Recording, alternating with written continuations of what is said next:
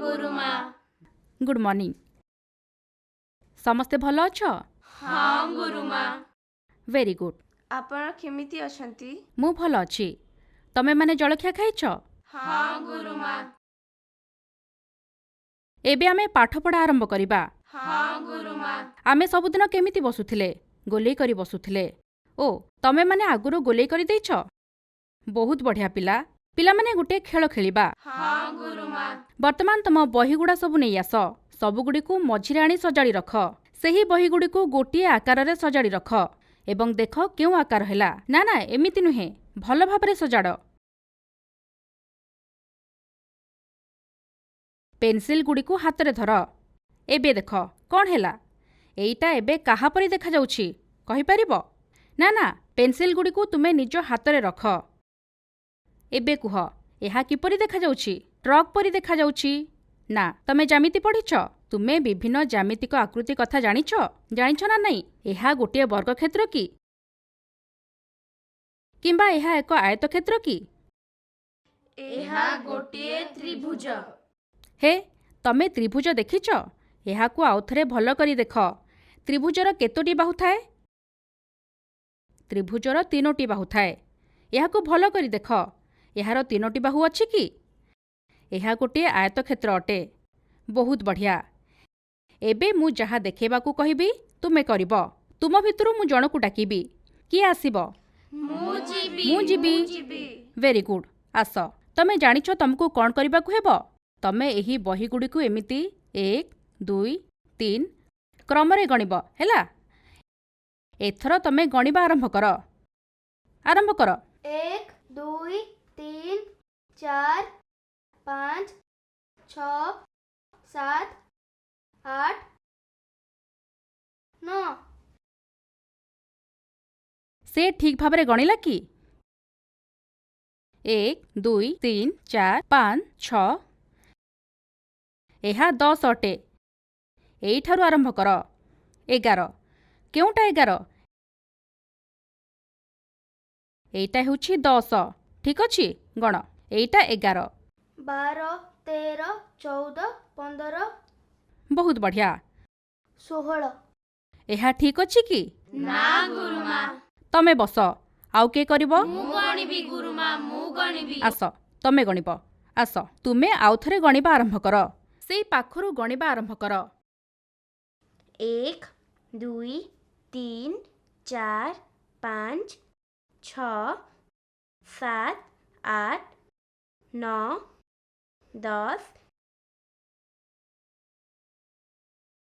11 12 13 14 15 16 17 18 19। केउठारु आरंभ करिथिल? बसी पड़। एही ठारू। वेरी गुड पिला माने। समस्ते ताली दियो। एबे समस्ते देख। मने पकाओ से केउठारु गणिबा आरंभ करिथिला। एइठारु से गणिबा आरंभ करिथिला। 1 2 3 4 5 6 7 8 केते हेला? 8 9 10 11 12 13 14 15 16 17 18। किए ठीक रे गणिला? केही भी ठीक रे गणि पारिले नाही। 18 एई चारिपटरे बही संख्या हेला 18। आमे काहाकु गणिले? कौन गणिले आमे? एहा गोटे आयतक्षेत्र। मनेकर एहा गोटे आयतकार जमी। आमे एही जमीर चारिपटे तार बाड़ बुझिबा। तार बाड़ देबाकु हेब। एही गोटिए बही जदि गोटिए एकक हुए तेबे चारिपटे बाड़ देबाकु केते एकक तार दरकार हेब? 18 एकक। Very good. जदि आयतकार जमीर चारिपटे तार बाड़ करिबा 18 एककर तार दरकार हेब। ठीक अछि। आमे कौन मापिले? परिसीमा को मापिले। एही मापकु कौन कुहा जाए? परिसीमा कुहा जाए। तुम कलमटी दियो। एही मापकु कौन कुहा जाए? परिसीमा कुहा जाए। परिसीमा कुहा जाए। मु एही बहीगुड़िकु आउ गोटे प्रकार सजाड़ी रखिछि। एही बहीटिकु धर। एइटिकी धर। देख एथर अलगा आकृतिर देखागला कि? हाँ एहा अन्य प्रकार देखा जाउछि। एबे आस तमे गणिब। ପିଲାମାନେ ତମେ ସମସ୍ତେ ଭଲ ଭାବରେ ଦେଖ ସେ ଠିକ୍ରେ ଗଣୁଛି କି ନାହିଁ। 1 2 3 4 5 6 7 8 9 10 11 12 13 ସେ ଠିକ୍ କରୁଛି କି? ନା ଗୁରୁମା। ନା ଗୁରୁମା। ମଧୁ ତୁମେ ଆସିଲ ଗଣିବା ଆରମ୍ଭ କର। 1 2 3 4 5 6 7 8 9 10 11 12 13 14ଟା। ଠିକ୍ ହେଲା। ଏହା 14ଟି ଅଛି। ତାର 13 କାହିଁକି ହୋଇଥିଲା? କେଉଁଠି ସେ ଭୁଲ କରିଥିଲା? କିଏ କହିପାରିବ ତାର କାହିଁକି 13 ହୋଇଥିଲା? ଗୁରୁମା ଏଇଟାକୁ ସେ ଗଣି ନଥିଲା। Very good. ସେ ଏଇଟିକି ଗଣି ନଥିବାରୁ ତାର 13 ହୋଇଥିଲା। ଗଣିବା ବେଳେ ଆମେ ଯେଉଁଠାରୁ ଗଣିବା ଆରମ୍ଭ କରିଥିବା ପୁରା ଚାରିପଟର ସବୁ ଗଣି ଗଣି ତା ପାଖରେ ଶେଷ କରିବା। ତାପରେ ଯାଇ ଆମ ଗଣନ ଠିକ୍ ହେବ। ଆମେ ସେଇ ମାପଟିକୁ ପାଇପାରିବା। କ'ଣ ମାପ କରୁଥିଲ? ତାକୁ କ'ଣ କୁହନ୍ତି? ତାକୁ ପରିସୀମା ବୋଲି କହୁ। ଆମେ ଏହି ଆକୃତିର ପରିସୀମା ମାପ କରୁଥିଲେ। ଏବେ ନିଜ ନିଜ ବହିଗୁଡ଼ିକୁ ନେଇଯାଅ, କିନ୍ତୁ ଯେଉଁଠାରେ ବସିଛ ସେଇଠି ବସିବ। ବର୍ତ୍ତମାନ ଆମେ ଗୋଟିଏ ଖେଳ ଖେଳୁଥିଲେ ଏବଂ ସେହି ଖେଳରେ ଆମେ ଗୋଟିଏ କ୍ଷେତ୍ରର ପରିସୀମା ମାପୁଥିଲେ। ଏବେ ଆମେ ସେହି କାର୍ଯ୍ୟକୁ ଏଥିରେ କରିବା। ଦେଖ, ମୁଁ ଏଇଠି ବସିଯାଉଛି। ସମସ୍ତେ ଦେଖ, ଏହାକୁ କ'ଣ କୁହାଯାଏ? ଏହାକୁ ଜିଓ ବୋର୍ଡ ବୋଲି କୁହନ୍ତି। ସମସ୍ତେ ଦେଖିପାରୁଛ ତ? ଆମ ପାଖରେ କିଛି ରବର ବ୍ୟାଣ୍ଡ ଅଛି। ତମେମାନେ ଏହାକୁ ଆଗରୁ ମଧ୍ୟ ଦେଖିଛ। ଏହା ଏବେ କିପରି ଦେଖାଯାଉଛି? ବର୍ଗକ୍ଷେତ୍ର। ଏହାକୁ କ'ଣ କୁହାଯାଏ? ଏହାକୁ ବର୍ଗକ୍ଷେତ୍ର ବୋଲି କୁହାଯାଏ। ମୁଁ ରବରଟିକୁ ଭିଡ଼ିକି ଏମିତି ରଖିଲି। ଏବେ କୁହ, ଏହି କ୍ଷେତ୍ରଟି କିପରି ଦେଖାଯାଉଛି? ଆୟତକ୍ଷେତ୍ର। ସବୁ ମନେ ରଖିଛ। ଏହା କାହାପରି ଦେଖାଯାଉଛି? ଏହା ଆୟତକ୍ଷେତ୍ର ହେଲା। ଏହା ଗୋଟିଏ ଆୟତକ୍ଷେତ୍ର। ଦେଖ, ଏହାର ଏହି ପାଖ ଏବଂ ଏହି ପାଖେ ପୁରା ସମାନ ଅଛି।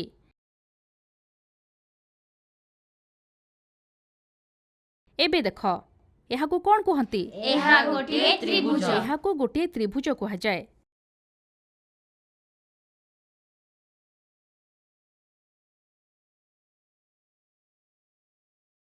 ଏହାର କେତୋଟି ବାହୁ ଅଛି? 3ଟି ବାହୁ ଅଛି। ବର୍ତ୍ତମାନ ଆମେ ଏହି ତ୍ରିଭୁଜର ପରିସୀମା ନିର୍ଣ୍ଣୟ କରିବା। କିଏ କହିପାରିବ କି?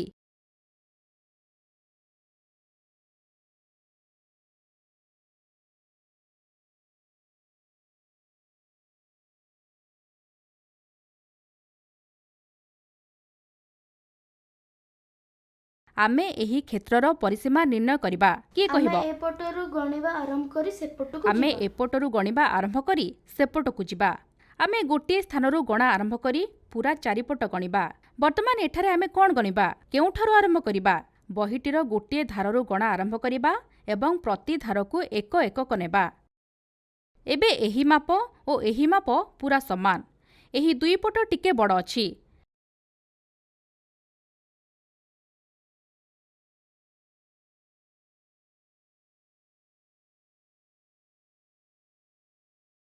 ତେବେ ଏବେ ଆମେ ବଡ଼ ଓ ସାନକୁ ଅଲଗା ଅଲଗା ନ ନେଇ ସବୁ ମାପକୁ ଏକ ଏକକ ଭାବେ ନେବା। ଏବେ ଏହି ବୋର୍ଡରେ ଦେଖ, ଏହିଠାରୁ ଏତିକି ଓ ଏହିଠାରୁ ଏତିକିର ମାପ ସମାନ କି? ହଁ ଗୁରୁମା, ସମାନ ଅଟେ। ଆମେ ଉଭୟ ମାପକୁ ଏକ ଏକକ ଭାବେ ନେଇପାରିବା କି?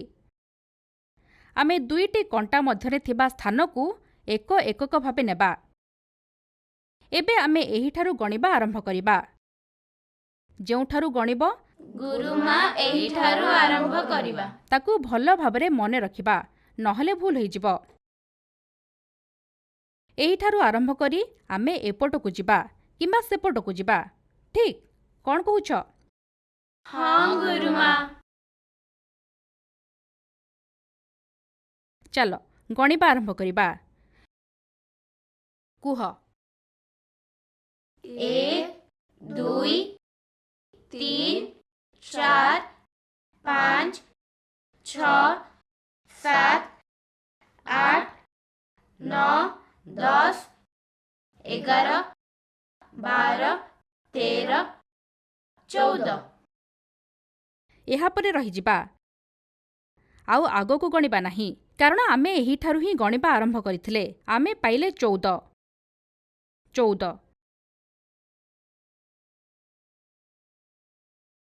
14 କ'ଣ? 14 ଏକକ। 14 ଏକକ। ଏହି 14 ଏକକକୁ ଆମେ ଅଲଗା ଭାବରେ କହିପାରିବା। ଦେଖ, ଏହି ଦୁଇଟି କଣ୍ଟା ମଧ୍ୟରେ ଦୂରତାକୁ 1 ସେଣ୍ଟିମିଟର। ତମେ ଜାଣିଛ ଇଞ୍ଚ କ'ଣ? ହଁ ଗୁରୁମା।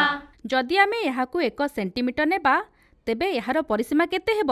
ଏହାର ପରିସୀମା 14 ସେଣ୍ଟିମିଟର ହେବ। 14 ସେଣ୍ଟିମିଟର। ଏବେ ଏହି ଜିଓ ବୋର୍ଡ ଓ କେତୋଟି ରବର ବ୍ୟାଣ୍ଡ ତୁମକୁ ଦେବି। ତମେ ପରିସୀମା ନିର୍ଣ୍ଣୟ କରିବ ଓ ମୋତେ କହିବ। ତମେମାନେ ସବୁ ଦଳରେ ବସ। କିନ୍ତୁ ପୂର୍ବ କ୍ଲାସରେ ଯେଉଁ ଦଳ କରିଥିଲି, ସେଦିନ ତମେ ବହୁତ ପାଟି କରୁଥିଲ। ଆଜି ଦଳଗୁଡ଼ିକୁ ବଦଳାଇ ବସିବା। ଠିକ୍ ଅଛି ଗୁରୁମା। ତ୍ରିଭୁଜ ଦଳ କେଉଁଠି ବସିଥିଲ? ସଚିନ, ତମେ କେଉଁଠି ବସିଥିଲ? ଠିକ୍ ଅଛି, ତ୍ରିଭୁଜ ଦଳର ସମସ୍ତେ ଠିଆ ହୋଇଯାଅ ଓ ସେଠାକୁ ଯାଇ ବସ। ସଚିନ, ପଙ୍କଜ, ମଧୁ ଓ ରତ୍ନା, ତମେ ସେଠାକୁ ଯାଅ। ବର୍ତ୍ତମାନ ପିଲାମାନେ ମୋତେ ଦେଖ। ତମ ବହିଗୁଡ଼ିକ ବନ୍ଦ କରିଦିଅ। ଏବେ କୁହ, ଏହି କ୍ଷେତ୍ରଟିର ନାମ କ'ଣ? ଆୟତକାର କ୍ଷେତ୍ର। ଯଦି ଏହି ରବରଟିକୁ ଏମିତି ତଳକୁ ନେଇଯିବ, ଏଇଟା କେଉଁ ଆକୃତି ହେଲା? ଏହା ଏକ ବର୍ଗାକାର କ୍ଷେତ୍ର ହେଲା। ଏହି ଆକୃତିଗୁଡ଼ିକର ନାମ ତମେ ସବୁ ଜାଣିଛ? ଏଇଟା କ'ଣ ହେଲା? ତ୍ରିଭୁଜ। ଏସବୁର ନାମ ତମେମାନେ ଜାଣିଛ। ଆଚ୍ଛା କହିଲ, ଏହି ଆକୃତିର ନାମ କ'ଣ? ତମେ ଜାଣିନ? ଏହାର ନାମ ତମକୁ ଜଣା ନାହିଁ? ଏହାକୁ ଅନିୟମିତ ଆକୃତି କୁହାଯାଏ। ଏହାକୁ ଇରେଗୁଲାର ସେପ୍ ବୋଲି କୁହାଯାଏ। ବର୍ଗାକୃତି, ଆୟତାକୃତି, ତ୍ରିଭୁଜାକୃତି, ଏଗୁଡ଼ିକର ସବୁ ନିର୍ଦ୍ଦିଷ୍ଟ ନାମ ରହିଛି। ମାତ୍ର ଏହି ଅନିୟମିତ ଆକୃତିର କୌଣସି ନିର୍ଦ୍ଦିଷ୍ଟ ନାମ ନାହିଁ। ଏହି ଅନିୟମିତ ଆକୃତି ଏମିତି ହୋଇପାରେ, ଏହାର ନାମ ମଧ୍ୟ ଆମକୁ ଜଣା ନାହିଁ। ଏହାକୁ ଅନିୟମିତ ଆକୃତି ବୋଲି କୁହାଯାଏ। ମନେକର ତମ ଘର ଆଗରେ ଗୋଟିଏ ବଗିଚା ଅଛି। ତମେ ସେହି ବଗିଚା ଚାରିପଟେ ବାଡ଼ ଘେରାଇବ। ଆମେ କ'ଣ କେବଳ ବର୍ଗାକାର ବା ଆୟତାକାର ବଗିଚା ଚାରିପଟେ ବାଡ଼ ଦେବା? ବାଡ଼ ନଦେଲେ ତ ଗାଈ ପଶି ଆସିବେ। ତେଣୁ ତମେ କ'ଣ କରିବ? ବଗିଚାର ଆକୃତି ଯେମିତି ହୋଇଥିଲେ ବି ତୁମେ ତାର ଚାରିପଟେ ବାଡ଼ ଘେରାଇବ, ହଁ ନା ନାହିଁ? ହଁ ଗୁରୁମା। ଆମେ କେମିତି ଜାଣିବା କେତେ ଲମ୍ବର ତାର ଦରକାର ବାଡ଼ ପାଇଁ? ଆମକୁ କ'ଣ ମାପ କରିବାକୁ ପଡ଼ିବ? ପରିସୀମା। ଆମକୁ ପରିସୀମା ନିର୍ଣ୍ଣୟ କରିବାକୁ ପଡ଼ିବ। ଏହି ବୋର୍ଡରେ କରାଯାଇଥିବା ଏହି ଅନିୟମିତ ଆକୃତିର ପରିସୀମା କେମିତି ନିର୍ଣ୍ଣୟ କରିବା?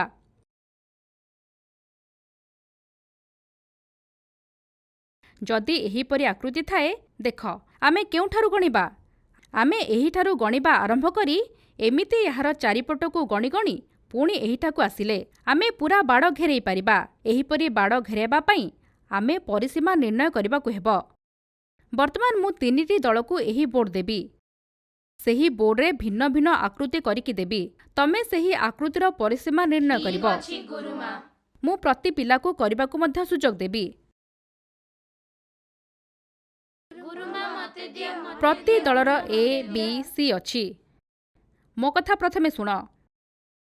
ପ୍ରତି ଦଳର ଏ ପିଲା ପରିସୀମା ନିର୍ଣ୍ଣୟ କରିବ। ବି ଏହାକୁ ଚେକ୍ କରିବ ଠିକ୍ ଅଛି କି ନାହିଁ। ସି ଆଉଥରେ ଚେକ୍ କରି ମୋତେ ଉତ୍ତର କହିବ। ନିଅ, ଦେଖିବା କେଉଁ ଦଳ ଆଗ କରିପାରିବ।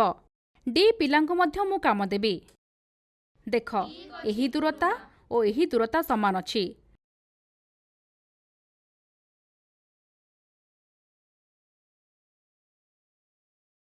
ମାତ୍ର ଏହିଠାରୁ ଏହି ଦୂରତା ଭିନ୍ନ ଅଟେ। ଏବେ ମୁଁ ଏହାକୁ ଟିକେ ବଦଳାଇ ଦେଉଛି। ଏବେ ତମେ ପରିସୀମା କେତେ ଏକକ ହେଲା କହିବ। ଆଜ୍ଞା ଗୁରୁମା। ଆମର ସରିଗଲା ଗୁରୁମା। ଓ, ତମର ସରିଗଲା? ତମେ ପାଇଲ 14, ଗୁରୁମା 13। ଆମର ସରିଗଲା ଗୁରୁମା। ଗୁରୁମା 13।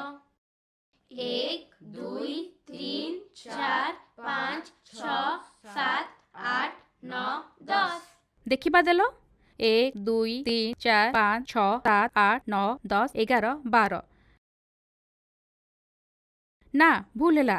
ଆଉଥରେ ଗଣ। ତମର ଦେଖାଅ।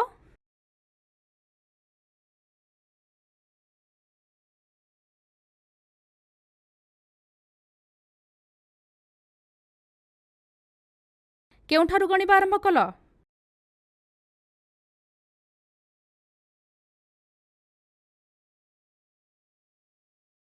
एक दुई तीन चार पाँच छ सात आठ नौ 10 9 10 भेरी गुड समस्तଙ୍କର ସରିଗଲା भेरी गुड ଏବେ ତାଳି ବଜାଅ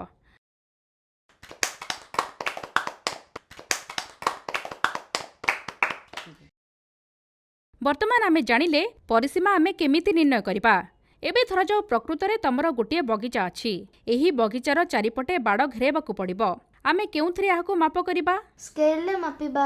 ନା ଗୁରୁମା ଆମେ ମାପ ଫିତାରେ ଠିକ୍ ମାପିବା। ଆମେ ମାପ ଫିତାରେ ମାପ କରିବା ହଉ ବଡ଼ ବଗିଚାକୁ ମାପିବା ପାଇଁ ଆମକୁ ଅସୁବିଧା ହେବ ସେଥିପାଇଁ ମୁଁ ତୁମକୁ ଛୋଟ ଛୋଟ ବଗିଚା ଦେଉଛି ତମେ ଏହାର ପରିସୀମା ମାପ କରିବ ଏହା ତମ ପାଇଁ ଏଇଟା ତମ ପାଇଁ ଏଇଟା କେଉଁ ଆକୃତି त्रिभुज गुरुमा ମୁଁ ଆଉ ଗୋଟିଏ ବଡ଼ ବଗିଚା ତମକୁ ଦେଉଛି ତମେ ଏହାକୁ କେଉଁଥିରେ ମାପିବ स्केल रे गुरुमा ହଁ ଠିକ୍ ଅଛି ମାତ୍ର ପ୍ରକୃତରେ ବଗିଚା ସ୍କେଲରେ ମପାଯାଏ ନାହିଁ ତମେ ସମସ୍ତେ ଘରକୁ ଯାଇ ଆଜି ବାପା ମାଆଙ୍କୁ ଏକଥା ପଚାରିବ କେଉଁଥିରେ ବଗିଚା ମାପ କରାଯାଏ ତୁମ ବାପା ମା ଏମିତି ଗୋଟିଏ ଲମ୍ବା ଫିତା ଦେଖେଇବେ ସେଇ ଫିତାର ଗୋଟିଏ ମୁଣ୍ଡରେ ଗଣ୍ଠି ପକାଇଦେବେ ଓ ଅନ୍ୟ ମୁଣ୍ଡଟିକୁ ଧରି ବଗିଚାର ଚାରିପଟେ ଏମିତି ବୁଲାଇ ଆଣିବେ ଯେତିକି ଲମ୍ବା ହେଲା ସେତିକି ହେଉଛି ବଗିଚାର ପରିସୀମା ଏବେ ତମେ ଗୋଟିଏ ଲମ୍ବା ସୂତାରେ ଏଇଟିକୁ ଏଇଠାରୁ ଏମିତି ଆରମ୍ଭ କରି ଏହାର କଡ଼େ କଡ଼େ ଏମିତି ବୁଲାଇ ପୁଣି ଏଇଠିକୁ ଆଣିବ ଓ ଏହି ମୁଣ୍ଡରେ ଗଣ୍ଠିଟିଏ ପକାଇ ଦାଗ ଦେଇଦେବ ଯେଉଁଠି ସରିବ ସେଇଠାରେ ସୂତାଟିକୁ ଧରି ରଖିବ ଓ ମୋତେ ଡାକିବ ଜଣେ ଏହାର ଗୋଟିଏ ମୁଣ୍ଡରୁ ଧରିବ ମୁଁ ଗୋଟିଏ କଇଁଚି ନେଇ ତୁମ ପାଖକୁ ଯିବି ସମସ୍ତେ ବୁଝିପାରିଲ हाँ गुरुमा ଏଇ ଅପେକ୍ଷା କର ତମର ଏଇ ଛୋଟ ଖଣ୍ଡଟିରେ ହୋଇଯିବ ନିଅ ଏଥର ସମସ୍ତେ ବୁଝିଲ କ'ଣ କରିବାକୁ ହେବ କେଉଁଠାରୁ ଆରମ୍ଭ କରିବା ଆମେ ସୂତାର କୌଣସି ଗୋଟିଏ ମୁଣ୍ଡରୁ ଆରମ୍ଭ କରିବା ଠିକ୍ ଅଛି ସମସ୍ତେ କରୁଛ ତ अरे भल करी धर धर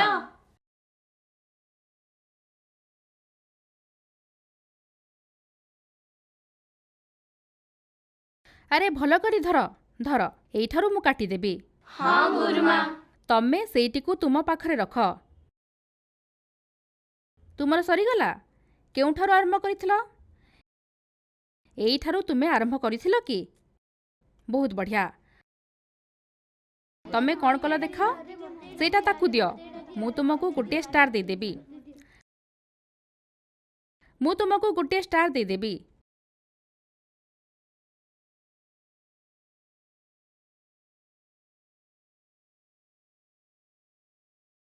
ଏବେ ଆମେ ମାପ କରିବା ଏଇଟା କ'ଣ କୁହ माप फिता ହଁ ଏଇଟା ମାପ ଫିତା ଅଟେ ଏଇଥିରେ ଆମେ ଏବେ ମାପ କରିବା ଏହା ସେଣ୍ଟିମିଟର ଆମେ ଦେଖିବା ଚାଲ ଦେଖିବା ତୁମେ ଏଇଠାରୁ ଆରମ୍ଭ କରିବ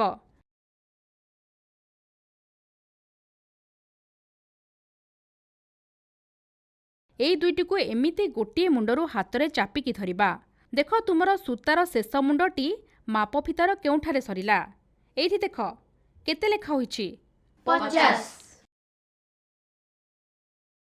50 କ'ଣ 50 ଆମ୍ବ ତମେ ଏକକକୁ ଠିକ୍ ଭାବରେ କହିବା ଆବଶ୍ୟକ 50 ଇଞ୍ଚ ହେଲା କି ନା ଏହା ସେଣ୍ଟିମିଟର ତେଣୁ ଏହାର ପରିସୀମା 50 ସେଣ୍ଟିମିଟର ସୂତା ହେଲା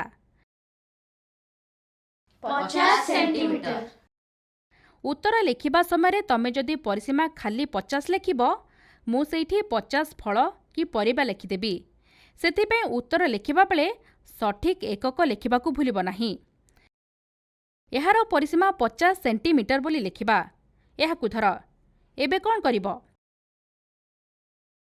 ତୁମ ଖାତାରେ ଗୋଟିଏ ବର୍ଗାକୃତି ଚିତ୍ର ଅଙ୍କନ କର ତାପରେ ମୁଁ କହିବି ତୁମେ କିପରି ତାର ପରିସୀମା ନିର୍ଣ୍ଣୟ କରିବ ତମେ ସୂତାଟି ଦିଅ ଆସ ଏବେ ଏହାକୁ ମାପିବା ଓ ଏଇଟିକୁ ଏଇଠାରୁ ଧର ତମେ ବି ଏଠାକୁ ଆସ ଦେଖ କେତେ ହେଲା 35 35 କ'ଣ 35 ଫିଟ୍ ଆରେ ଏଇଟା ଫିଟ୍ ଏହା କ'ଣ 35 ଫିଟ୍ ଏହା କ'ଣ 35 ଫିଟ୍ ନା ଏହା ସେଣ୍ଟିମିଟର ତେଣୁ ଏହି ସୂତାର ମାପ 35 ସେଣ୍ଟିମିଟର ହେଲା एबे तमे माने समस्ते जानि परिलो परिसीमा कौन केमिति याहाकु माप करिवो। हाँ गुरुमा। एबे तुम खातारे याहाकु केमिति करिवो से कथा आस जानिबा। जदि तुमको एहिपरि गोटिए आकृति दिया जाइथिबो ଏହା केते सेंटीमीटर हेबो।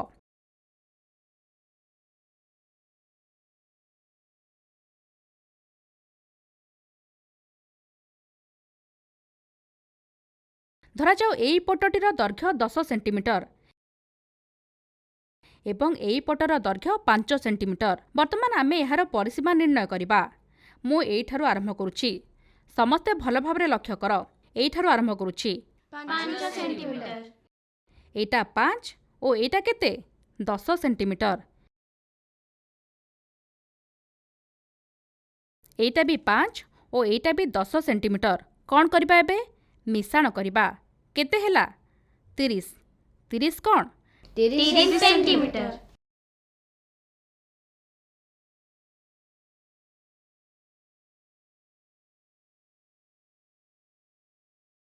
एही आयताकृति चित्रर परिसीमा हेला 30 सेंटीमीटर। 30 सेंटीमीटर।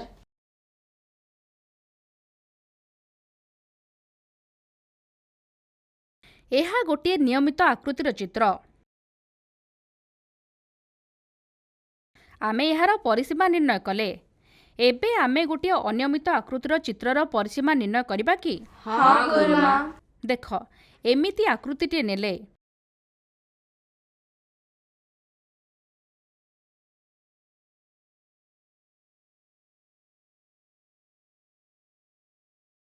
एहार दैर्घ्य 2 सेंटीमीटर एइटा भी 2 सेंटीमीटर। सबु बाहुगुड़िकर दैर्घ्य 2 सेंटीमीटर नहीं जिबा। तमे माने समस्ते 2 डिया गणना जानिछ। चलो एबे गणिबा आरंभ करिबा। 2 4 6 8 10 12 14 16 18 20 21। 20 22 और 24 सेंटीमीटर। हाँ गुरुमा एई 24 सेंटीमीटर कौन पाइले। एहा एई अनियमित चित्रटीर परिसीमा। एबे पिलामाने तुमे कौन करिबो ना तुम स्क्वायर लाइन कॉपी एमिति अंकन करिबो जेउ आकृति चाहिबो आंकी पारिबो। एहिपरि गोटिए अनियमित आकृतिर चित्र करिबो। आउ गोटे नियमित आकृति जहाँ तमे जानिछ त्रिभुजाकृति हेउ वर्गाकृति हेउ किंबा आयतकृतिर गोटिए चित्र अंकन करिबो। हाँ गुरुमा। हाँ आउ गोटे कथा जानी रख। तम खातारे जो छोट छोट वर्गाकृति कोठरी अछि तार प्रति बाहुर दैर्घ्य 1 सेंटीमीटर। तमे जेतिकिटी कोठरी नेब सेई बाहुर दैर्घ्य सेतिकी सेंटीमीटर लेखिब। चित्र करिसारी तळे परिसीमा बोली लेखिब। केते एकक हेला तमे घरे गणिकी सेतिकी एकक लेखिब। हाँ गुरुमा। एथर समस्ते बुझीगल। हाँ गुरुमा। तमर सरीगला देखाओ। हाँ ठीक अछि गणिबा 1 2 3 4। तमे परिसीमा को माप करी लेखिब। हाँ तमर भी ठीक अछि। याहाकु भल करी गण ओ एठारे लेख। ना तमे जदि एमिति लेखिब माप करिबारे असुविधा हेब।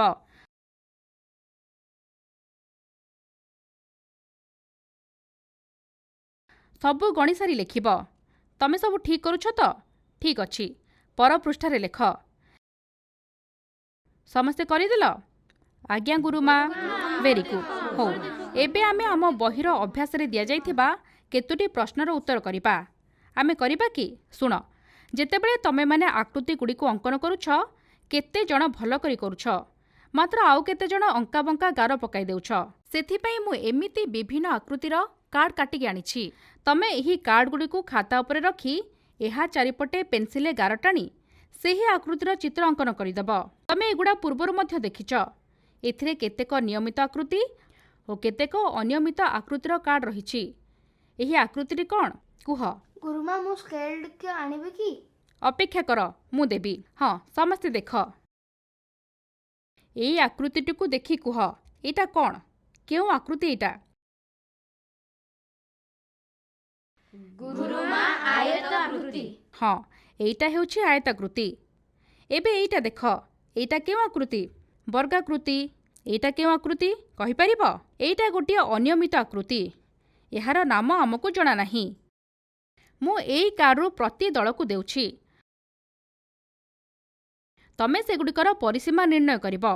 ଏଇଟା ତମର ପ୍ରତି ଦଳକୁ ଗୋଟିଏ ଆକୃତି ଦେଉଛି। ନିଅ, ତାକୁ ଖାତାରେ ଭଲ କରି ରଖ ଓ ତା ଚାରିପଟେ ପେନ୍ସିଲରେ ଗାର ଟାଣି ଚିତ୍ର ଅଙ୍କନ କର। ତାହେଲେ ତୁମର ଚିତ୍ରଟି ଭଲ ଭାବରେ ହେବ। ଦେଖ, ଯେଉଁ ଦଳ ଆୟତାକୃତି କାର୍ଡ ପାଇଛ ତାର ଗୋଟିଏ ବାହୁ 3 ସେଣ୍ଟିମିଟର ହେଲା। ତମକୁ ଏହାର ପରିସୀମା ନିର୍ଣ୍ଣୟ କରିବାକୁ ପଡ଼ିବ। ଆଜ୍ଞା ଗୁରୁମା।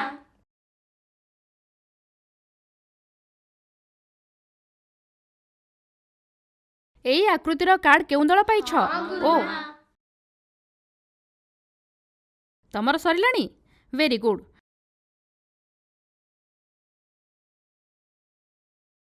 ତମକୁ ପରିସୀମା ନିର୍ଣ୍ଣୟ କରିବାକୁ ହେବ। ସମସ୍ତଙ୍କର ସରିଗଲା କି? ହଁ ଗୁରୁମା। Very good. ସମସ୍ତେ ତାଳି ଦିଅ। ତମେମାନେ ସମସ୍ତେ ଶିଖିଲ ବର୍ଗାକୃତି ଓ ଆୟତାକୃତି କ୍ଷେତ୍ରରେ କେମିତି ପରିସୀମା ନିର୍ଣ୍ଣୟ କରିବା ଏବଂ ଅନ୍ୟ ଆକୃତିର ମଧ୍ୟ ପରିସୀମା ନିର୍ଣ୍ଣୟ କରିପାରିବା। କେବଳ ବାହୁମାନଙ୍କର ଦୈର୍ଘ୍ୟ ମିଶାଇ ଦେଲେ ଆମେ ସେହି ଆକୃତି ବିଶିଷ୍ଟ ଚିତ୍ର ବା କ୍ଷେତ୍ରର ପରିସୀମା ପାଇବା। ଆମେ ପରିସୀମାକୁ କେବଳ ଗୋଟିଏ ଅଙ୍କ ବା ସଂଖ୍ୟାରେ ପ୍ରକାଶ କରିବା ନାହିଁ, ଆମେ ଏକକରେ ପ୍ରକାଶ କରିବାକୁ ହେବ।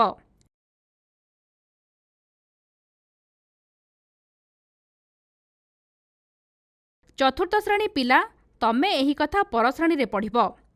ପଞ୍ଚମ ଶ୍ରେଣୀ ପିଲାମାନେ ଧ୍ୟାନ ଦିଅ। ଏବେ କୁହ, ଗୋଟିଏ ଆୟତକ୍ଷେତ୍ରର କ'ଣ ବିଶେଷ ଧର୍ମ ଅଛି? ଦୁଇ ବାହୁ ସମାନ। ଏଇଟି ଗୋଟିଏ ଆୟତଚିତ୍ର। ଆମେ ଏହାକୁ ଏ, ବି, ସି, ଡି ଭାବରେ ନାମକରଣ କରିଦେବା।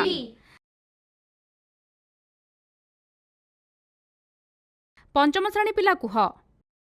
ଗୁରୁମା, ଆୟତ ଚିତ୍ରର 4ଟି ବାହୁ ଥାଏ, ମାତ୍ର ବାହୁମାନଙ୍କର ଦୈର୍ଘ୍ୟ ସମାନ ନୁହେଁ। ଠିକ୍ ଅଛି।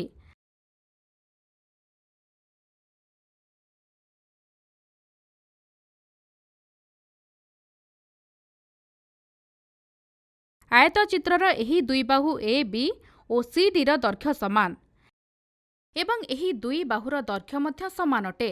ଦେଖ, ଏହିଟିକୁ ଭଲ କରି ଦେଖ। ଏହି ଦୁଇ ବାହୁର ଦୈର୍ଘ୍ୟ ସମାନ ଓ ଉପର ତଳ ବାହୁ ଦ୍ୱୟର ଦୈର୍ଘ୍ୟ ମଧ୍ୟ ସମାନ।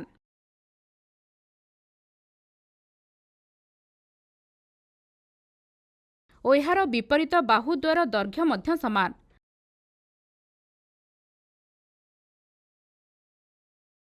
ବର୍ତ୍ତମାନ ଆମେ ଏହି ବାହୁକୁ ଲେଖିବା ଦୈର୍ଘ୍ୟ ଓ ଏହି ବାହୁକୁ ପ୍ରସ୍ଥ ବୋଲି ଲେଖିବା। ଦେଖ, ଏଇଟିକୁ ମଧ୍ୟ ଦୈର୍ଘ୍ୟ ଲେଖିବ ଓ ଏହି ଛୋଟ ବାହୁକୁ ପ୍ରସ୍ଥ ବୋଲି ଲେଖିବ।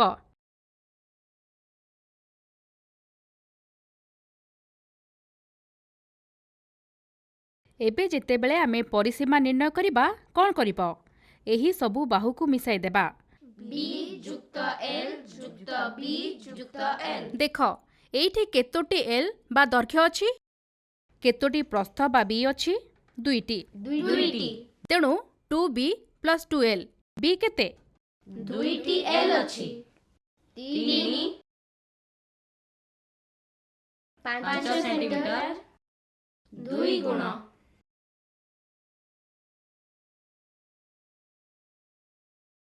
2 ଗୁଣନ 3 ଯୁକ୍ତ 2 ଗୁଣନ 5 ସମାନ 6 ଯୁକ୍ତ 10 16। କେତେ ହେଲା? 16। 16 କ'ଣ? 16 ସେଣ୍ଟିମିଟର। 16 ସେଣ୍ଟିମିଟର। ଏହି ଆୟତଚିତ୍ରର ପରିସୀମା ହେଲା 16 ସେଣ୍ଟିମିଟର। ଏଥର ଏହାକୁ ତମେ ସମସ୍ତେ ତମ ବହିରେ ଲେଖିଦିଅ। ଘରେ କାର୍ଯ୍ୟ ପୁସ୍ତକରେ ବି କରିଦେବ। ଯଦି କିଛି ଭୁଲ କରିଥିବ, ମୁଁ କାଲି ସଂଶୋଧନ କରିଦେବି। ତମେ ଚତୁର୍ଥ ଶ୍ରେଣୀ ପିଲାମାନେ ଏହି ଧାରଣାକୁ ବୁଝିବା ଦରକାର ନାହିଁ। ତମେ ତମ କାର୍ଯ୍ୟ ପୁସ୍ତିକାରେ କରି କାଲି ବିଦ୍ୟାଳୟକୁ ଆଣିବ। ଠିକ୍ ଅଛି? Very good. ତାଳି ଦିଅ।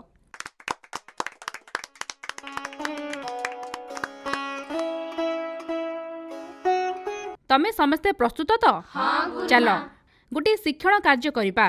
ପୂର୍ବ ଶ୍ରେଣୀରେ ଆମେ ପରିସୀମା ବିଷୟରେ ଶିକ୍ଷା କରିଥିଲେ। ଆମେ ସମସ୍ତେ ବହିଗୁଡ଼ିକୁ ଆଣି ମଝିରେ ସଜାଡ଼ି ରଖିଥିଲେ। ସେହି ସମାନ କାର୍ଯ୍ୟ ଆଜି ମଧ୍ୟ କରିବା। ତମେ ସମସ୍ତେ ବହିଗୁଡ଼ିକୁ ମଝିରେ ସଜାଡ଼ି ରଖ।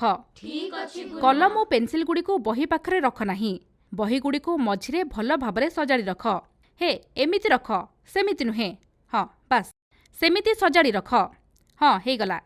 ଏବେ କୁହ ଏଇଟା କେଉଁ ଆକୃତିର? ଗୁରୁମା ଏହା ଆୟତକ୍ଷେତ୍ର। ଆୟତାକୃତି। ଠିକ୍, ଏହା ଆୟତାକୃତି ଅଟେ। ତମେ ଜାଣିଛ ଆମେ ସେଦିନ କ'ଣ ଶିଖିଥିଲେ? ଗୁରୁମା ଏହା ଆୟତକ୍ଷେତ୍ର। ଠିକ୍ ଅଛି। କେମିତି ପରିସୀମା ନିର୍ଣ୍ଣୟ କରିବା ସେ କଥା ଆମେ ଶିଖିଥିଲେ। ଚାଲ ଆଜି ଆଉ ଗୋଟିଏ ନୂଆ କଥା ଶିଖିବା। ଏହା ଆୟତାକୃତି ଅଟେ।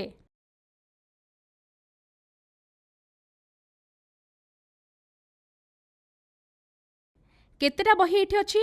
ଗଣିକି କୁହ ଏଥିରେ କେତୋଟି ବହି ଅଛି? ଯାଅ ଯାଅ ତୁମେ ଯାଅ ଯାଅ ଯାଅ ତୁମେ ଠିକ୍ ଯାଅ। ଅଛି। 1 2 3 4 5 6 7 8 9 10 11 12 13 14। ସେ ଠିକ୍ରେ ଗଣିଲା କି? ହଁ ଗୁରୁମା। ଠିକ୍ ଅଛି। ଏବେ କୁହ ଏହି ସ୍ଥାନଟିକୁ ପୂରଣ କରିବାକୁ କେତୋଟି ବହି ଦରକାର? 14। 14ଟି ବହି ଦରକାର।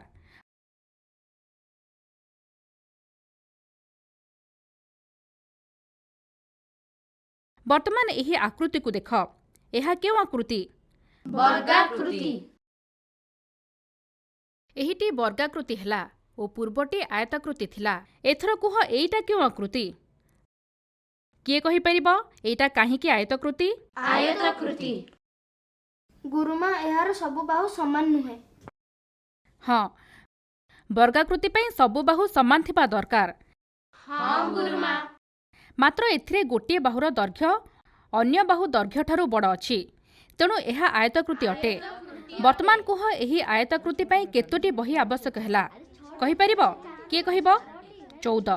ତମେ ଗଣ ଓ କୁହ। 1 2 3 4 5 6 7 8 9 10 11 କେବଳ 12 10। 13 ପୂର୍ବ 14। ଆୟତାକୃତିରେ 14 ଥିଲା। ମୁଁ ଏଇଟାକୁ ଆଉଥରେ କରିଛି। ତେଣୁ ଏଥିରେ କେବଳ 10ଟି ବହି ଅଛି।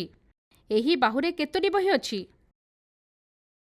1 2 3 4 5। 5ଟି। କେତୋଟି ଧାଡ଼ି ଅଛି? 2ଟି। ସମୁଦାୟ କେତେ ହେଲା? ଆମ ପାଖରେ ପ୍ରଥମ ଧାଡ଼ିରେ 5ଟି ଅଛି, ଦ୍ୱିତୀୟ ଧାଡ଼ିରେ 5ଟି ଅଛି। 5 କେ 5,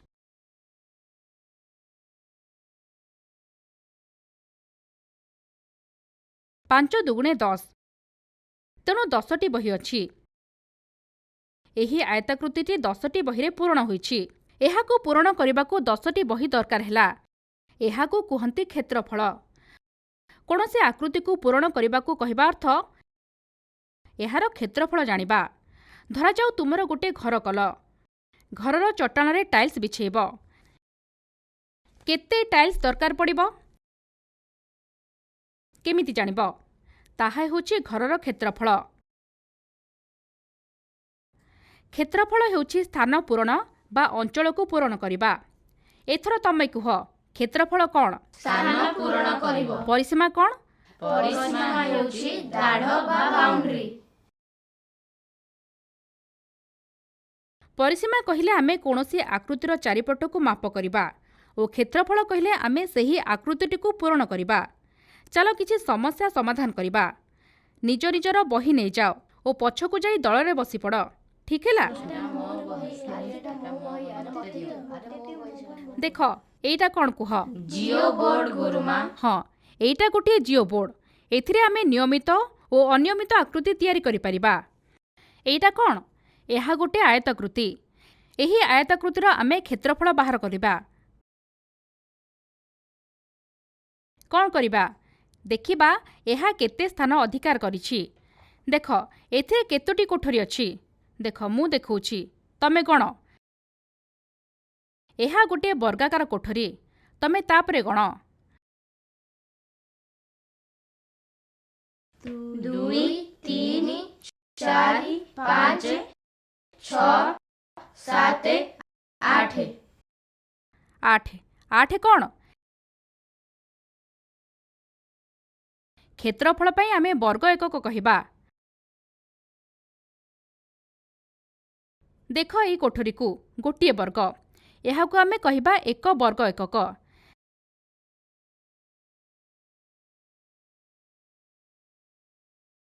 ସେଥିପାଇଁ 1 ବର୍ଗ ଏକକ 2 ବର୍ଗ ଏକକ ସେହିପରି 8 ବର୍ଗ ଏକକ। ଏହି ଆୟତକୃତି ପାଇଁ ଆମେ 8ଟି କୋଠରୀ ନେଇଛେ। 8ଟି ବର୍ଗ ଏକକରେ ଏହା ପୂରଣ ହୋଇଛି। ତେଣୁ ଆମେ କହିବା ଏହାର କ୍ଷେତ୍ରଫଳ 8 ବର୍ଗ ଏକକ। କ୍ଷେତ୍ରଫଳର ଏକକ ହେଉଛି ବର୍ଗ ଏକକ। ବର୍ତ୍ତମାନ ତୁମକୁ ମୁଁ ଗୋଟିଏ ଗୋଟିଏ ପ୍ରଶ୍ନ ଦେଉଛି। ଦେଖ, ଏହା ଗୋଟିଏ ବର୍ଗାକୃତି ବିଶିଷ୍ଟ କାଗଜ ଓ ଏହା ହେଉଛି ଏକ ବର୍ଗ ଏକକ। ଏଥର କୁହ, ମୁଁ ଯଦି ଏହାକୁ ଏହି କାଗଜ ଉପରେ ରଖିବି କେତେ ବର୍ଗ ଏକକରେ ଏହି କାଗଜଟି ପୂରଣ ହେବ? ଗୁରୁମା 4ଟି ବର୍ଗ ଏକକ। ଏବେ ଏଇଟିକୁ ଦେଖ, ଏହା କ'ଣ? ସବୁଜ ପ୍ଲେଟ୍ ଗୁରୁମା। ହଁ, ଏଇଟା ସବୁଜ ପ୍ଲେଟ୍। ଏହାକୁ ଆମେ ଆଗରୁ ବ୍ୟବହାର କରିଛେ। ଏବେ ଏହାକୁ ଆମେ ଆମ ଘର ଚଟାଣ ବୋଲି ଭାବିବା। ଏହା ଭିତରେ ଥିବା ଛୋଟ କୋଠରୀଗୁଡ଼ିକ ହେଲା ଟାଇଲ୍ସ। ଦେଖ, ଏହା ଭିତରେ ଛୋଟ ଛୋଟ କୋଠରୀ ଅଛି।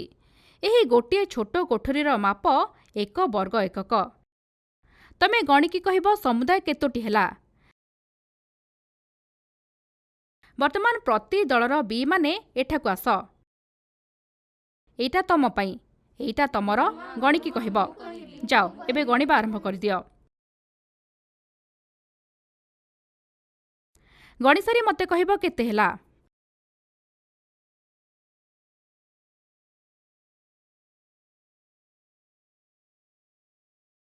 एक 2 3 4 5 6 7 8 9 10। ଗୁରୁମା ମୋର ସରିଗଲା। ଗୁରୁମା ମୋର ସରିଗଲା। କେତେ ହେଲା? 100 ବର୍ଗ ଏକକ। Very good. 100 ବର୍ଗ ଏକକ ହେଲା। ଗୁରୁମା ଆମର 4 ହେଲା। କିଏ କହିପାରିବ 4 ହେଲା? ତମର କେତେ ହେଲା? 4। 4 କ'ଣ? କିଏ କହିପାରିବ? 4ଟି କମଳା? ଗୁରୁମା ଆମର 4 ହେଲା। Very good. 4 ବର୍ଗ ଏକକ। ଏବେ ସମସ୍ତେ ତାଳି ଦିଅ।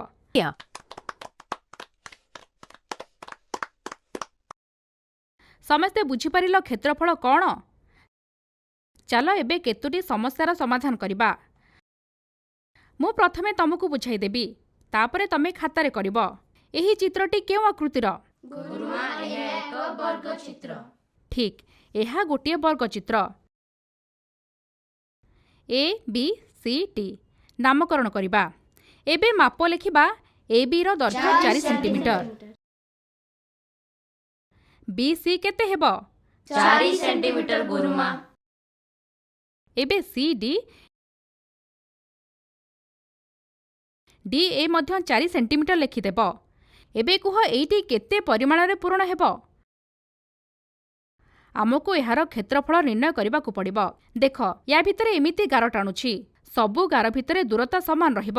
ଏବେ ଗଣ କେତେ କୋଠରୀ ହେଲା? 1 2 3 4 5 6 7 8 9 10 11 12 13 14 15 16।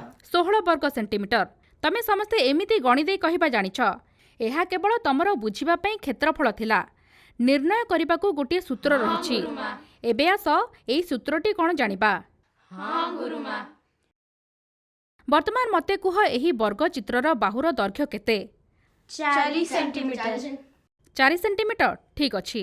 ଆମେ 4କୁ 4 ଥର ରଖିଛେ। ତେଣୁ କେତେ ହେଲା? 16।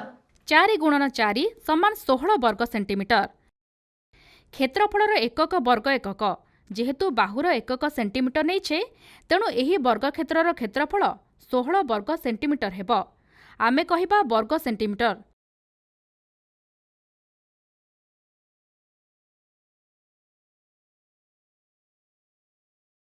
ସମସ୍ତେ ବୁଝିପାରିଲ? ହଁ ଗୁରୁମା।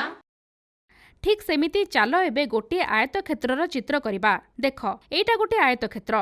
ଏଇଟା ଗୋଟିଏ ଆୟତକ୍ଷେତ୍ର। ଏହାର ପ୍ରସ୍ଥ 2 ସେଣ୍ଟିମିଟର ଓ ଦୈର୍ଘ୍ୟ 4 ସେଣ୍ଟିମିଟର ଓ ଏଇ ବାହୁଟି 2 ସେଣ୍ଟିମିଟର। କେତୋଟି 2 ସେଣ୍ଟିମିଟର ଏଠାରେ ଅଛି? ଆମେ ଆଗରୁ ବି ଗଣିଥିଲେ। 4ଟି ଅଛି। ଏବେ ଏହି ବର୍ଗକ୍ଷେତ୍ରଟି କେତେ ବର୍ଗ ସେଣ୍ଟିମିଟରରେ ପୂରଣ ହେବ ତାହା ଆମେ ନିର୍ଣ୍ଣୟ କରିବା। ବର୍ତ୍ତମାନ ଏହାର ଦୈର୍ଘ୍ୟ 4 ସେଣ୍ଟିମିଟର ଓ ଏହି ବାହୁର ଦୈର୍ଘ୍ୟ 2 ସେଣ୍ଟିମିଟର। ଆମେ ଏହି ବାହୁର ଦୈର୍ଘ୍ୟକୁ ଅନ୍ୟ ବାହୁର ଦୈର୍ଘ୍ୟ ସହିତ ଗୁଣନ କରିବା। 4 ଗୁଣନ 2 ସମାନ 8। 8 ସେଣ୍ଟିମିଟର। आमे पाइले 8 वर्ग सेंटीमीटर। 8 वर्ग सेंटीमीटर। वर्ग क्षेत्रर प्रत्येक बाहुर दैर्घ्य समान, तेणु वर्ग क्षेत्रर बाहु को आमे एल बोली लेखिबा, तेणु एई बाहुटी को भी एल लेखिबा।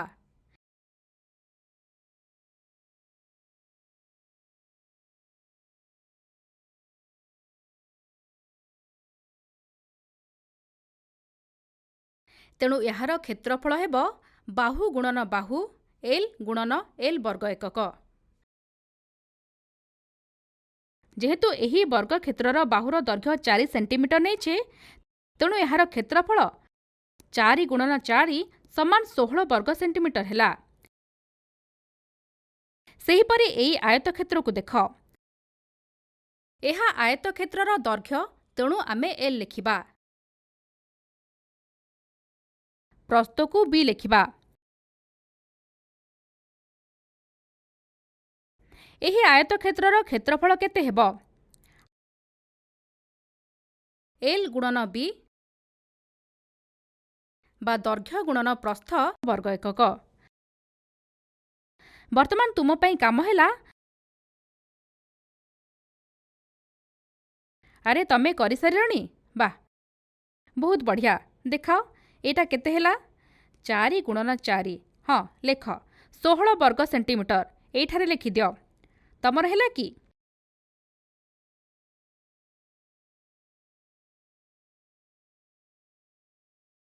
तमे आयतक्षेत्र बा वर्गक्षेत्र जेकोसी गोटे चित्र तुम खातारे आंक। ओ तमे करिदेल? वाह, बहुत बढ़िया। तुमे दुई जण आयतक्षेत्रर चित्र करिछ। एबे अन्य माने जेकोसी गोटे चित्र आंक।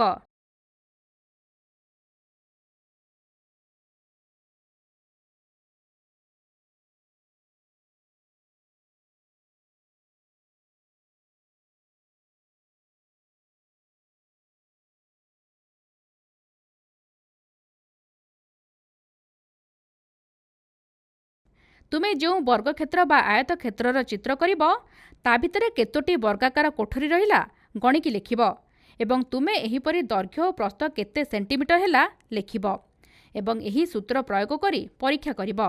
तुमे एही बहीटी को देख, एही बहीटीर परिसीमा और क्षेत्रफल उभय समान कि? हाँ कि नहीं कुह? ना, काहींकि ना तार विपरीत बाहु समान गुरुमा। कौन हेला तेबे? तार विपरीत बाहु समान गुरुमा। एक कथा आमे एपर्यंत जानिनाहु। हो हो, एबे जदि तुमर किछि बुझिबाकु थाए, तम मनरे किछि प्रश्न थाए मते पचार। मनेकर आम पाखरे एमिति गोटे आयतक्षेत्र अछि।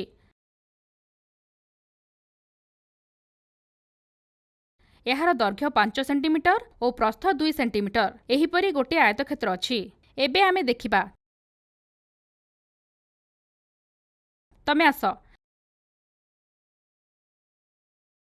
एहाकु पानी रे बुड़ाई बोर्ड रे 5टी को गोटे स्तंभरे लगाओ। हे गणी गणी लगाओ। एबे आउ गोटे स्तंभरे लगाई दियो। ना ना, एठारे नुहे, एही आयतचित्र भितरे सजाड़ी रख।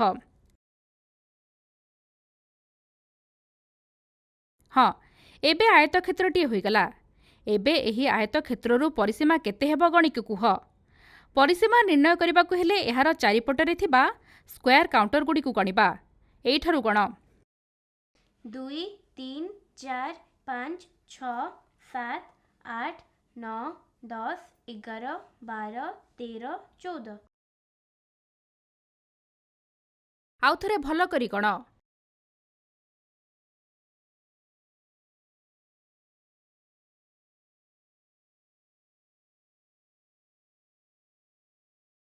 2 3 4 5 6 7 8।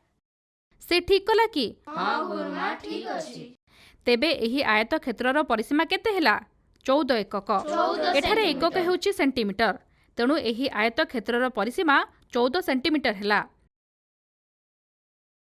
तुमे आस। एबे एही आयतक्षेत्रर क्षेत्रफल निर्णय कर। क्षेत्रफल कौन? क्षेत्रफल हेउची स्थान पूरण करिबा। तेणु तुमे एही स्क्वायर काउंटर गुडी को गणिब। 1 2 3 4 5 6 7 8 9 10 ଏହା ଠିକ୍ ହେଲା କି? हाँ गुरुमा 10 କ'ଣ? ଏହା 10 ସେଣ୍ଟିମିଟର ଏହା 10 ସେଣ୍ଟିମିଟର କି? କ୍ଷେତ୍ରଫଳର ଏକକ କ'ଣ?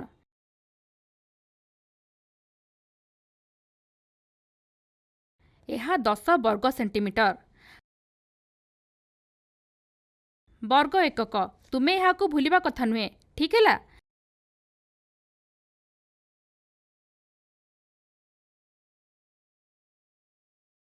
ବର୍ତ୍ତମାନ ଆମେ ଆଉ ଗୋଟିଏ କ୍ଷେତ୍ର ନେବା। ଦେଖ,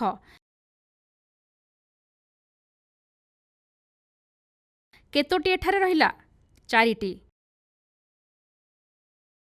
କେତୋଟି ସ୍ତମ୍ଭ ହେଲା? 2ଟି ସ୍ତମ୍ଭ ହେଲା।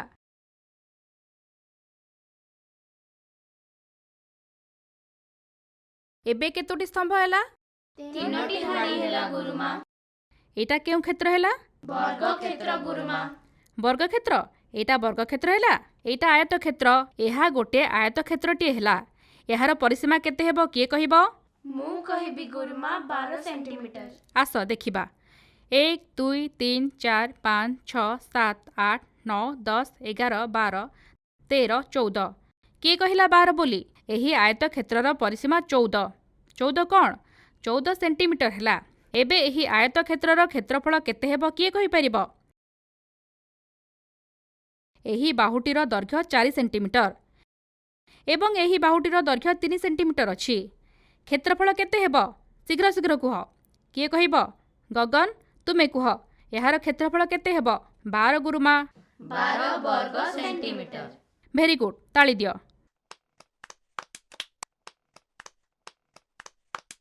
ବର୍ତ୍ତମାନ ବୋର୍ଡକୁ ଦେଖି କୁହ, ଦୁଇଟି ଯାକ ଆୟତକ୍ଷେତ୍ର ଏକାପରି ଦେଖାଯାଉଛି କି? ନା ଗୁରୁମା ଠିକ୍, ଦୁଇଟି ଯାକ ଆୟତକ୍ଷେତ୍ର ଏକାପରି ନୁହେଁ।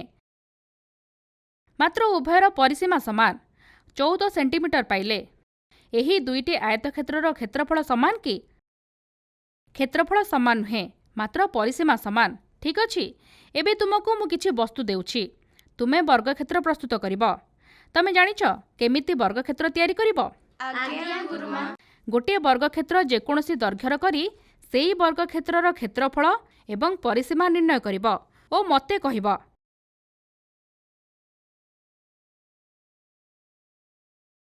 ହୋଇଗଲା? ତମେ କରିଛ 2 ଗୁଣନ 2, ସେ କରିଛନ୍ତି 3 ଗୁଣନ 3। ଏହି ବର୍ଗକ୍ଷେତ୍ରର ପରିସୀମା ଓ କ୍ଷେତ୍ରଫଳ ସମାନ ହେଲା କି? ଏବେ ଭଲ କରି ଲକ୍ଷ୍ୟ କର। ମୁଁ ଯେତେବେଳେ ପଚାରିବି ତୁମେ କହିବ, ହେଲା?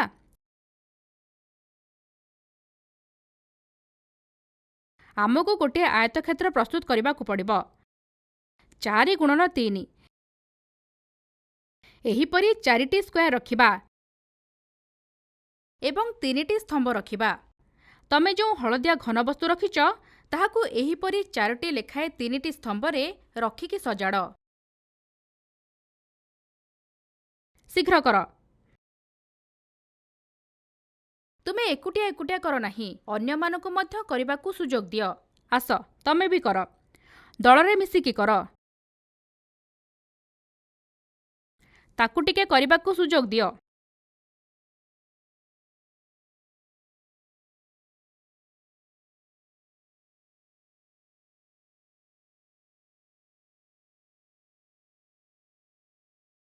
ତମେ ଯଦି ଏମିତି ବସିବ, ସମସ୍ତେ ଏକାଠି ମିଶିକି କେମିତି କରିବ? ଗୋଲ କରି ବସ। 4 ଗୁଣନ 3 ଦିଆ ହେଇଛି ଗୁରୁମା ବର୍ତ୍ତମାନ ସମସ୍ତେ ରଖିଦେଲ। ଏବେ ଏହାର ପରିସୀମା ଓ କ୍ଷେତ୍ରଫଳ କେତେ ହେଲା କୁହ? ଗୁରୁମା ମୋର ହେଇଗଲା। ତମ ପାଖରେ ଅଧିକ ଅଛି, ଏହି ଦଳକୁ କିଛି ଦେଇଦିଅ।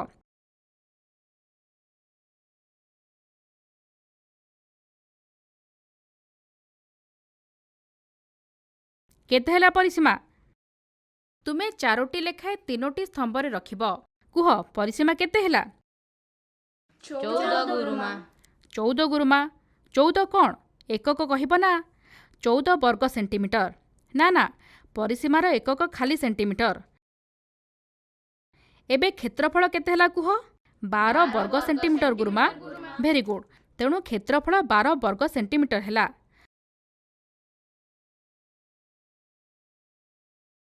ସମସ୍ତେ ଏହାକୁ ବୁଝିପାରିଲ କି? ଆଜ୍ଞା ଗୁରୁମା। ବର୍ତ୍ତମାନ ଆଉ ଗୋଟିଏ ପ୍ରଶ୍ନ ଦେଉଛି, କର। ସେହିଭଳି କରିବ। 6 ଗୁଣନ 2 2 ଗୁଣନ 6 2 ସେଣ୍ଟିମିଟର ଓ 6 ସେଣ୍ଟିମିଟର। ତମେ ଏହାର ପରିସୀମା ଓ କ୍ଷେତ୍ରଫଳ ନିର୍ଣ୍ଣୟ କରିବ। କ୍ଷେତ୍ରଫଳ ପାଇଁ 2 ଗୁଣନ 6 କର। ଶୀଘ୍ର କର। ଆଜ୍ଞା ଗୁରୁମା। 12 ବର୍ଗ ସେଣ୍ଟିମିଟର ଗୁରୁମା। Very good. କେଉଁ ଦଳର ତମେ? Square group. Very good. ତମ ଦଳକୁ ଗୋଟିଏ ଷ୍ଟାର ଦିଆଗଲା।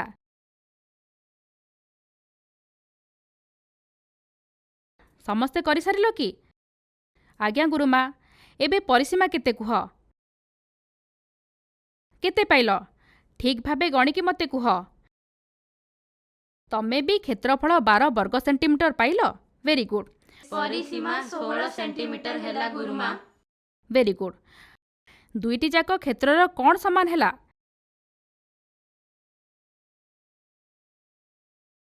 ଏହି ଦୁଇଟିର କ୍ଷେତ୍ରଫଳ ସମାନ ହେଲା, ମାତ୍ର ପରିସୀମା ଭିନ୍ନ ଭିନ୍ନ। ଦୁଇଟି ଯାକ କ୍ଷେତ୍ର ଦେଖିବାକୁ ମଧ୍ୟ ସମାନ ନୁହନ୍ତି। ତୁମ ପାଇଁ ଆଜି ଘର ପାଠ ଦଉଛି। ତମେ ସ୍କୋୟାର ଲାଇନ୍ ଖାତାରେ କରିବ। ପ୍ରଥମେ 2ଟି ଚିତ୍ର କରିବ ଯାହାର ପରିସୀମା ସମାନ ଥିବ କିନ୍ତୁ ଆକୃତି ସମାନ ନଥିବ। ଆଉ 2ଟି କରିବ ଯେଉଁଥିରେ କ୍ଷେତ୍ରଫଳ ଉଭୟ କ୍ଷେତ୍ରର ସମାନ ରହିବ, ମାତ୍ର ଆକୃତି ସମାନ ନଥିବ। କରିକି ଆଣିବ ସମସ୍ତେ। ଆଜ୍ଞା ଗୁରୁମା। ଏହାକୁ ମଧ୍ୟ ତୁମ ଦଳରେ ମିଶିକି କରିବ। Very good. ସମସ୍ତେ ତାଳି ଦେଇଦିଅ।